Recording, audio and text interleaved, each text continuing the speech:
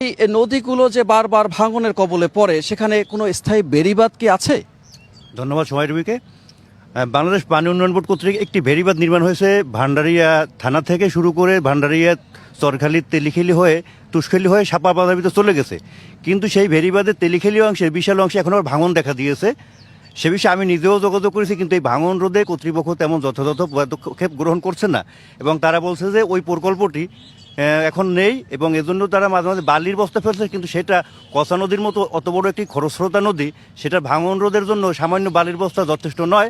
এজন্য ওই এলাকার জনগণের দাবি এবং তাদের যে অভিযোগটা হলো যে বিগত সময়ে যে বেড়িবাঁধটি নির্মাণ করা হয়েছে সেখানে চরম দুর্নীতি হয়েছে, কারণ সেখানে পাথরের ব্লক দেওয়ার কথা ছিল, কিন্তু ওই দায়িত্বপ্রাপ্ত ঠিকাদারি প্রতিষ্ঠান পাথরে ব্লক না দিয়ে তারা চলে যায়। এখানে এখন ওই এলাকার জনগণে খুবই সংকটে এবং যে কোনো মুহূর্তে সে বেড়িবাঁধ বিলীন হয়ে যাবে এবং আগামী বর্ষা মৌসুমে ওই এলাকা প্লাবিত হবে। বর্ষা মৌসুমের একটি প্লাবনের কথা তিনি বললেন এবং এই বেড়িবাঁধটি স্থায়ীভাবে যদি নির্মাণ করা না যায় তাহলে একটি বড় সংকটে পড়বে।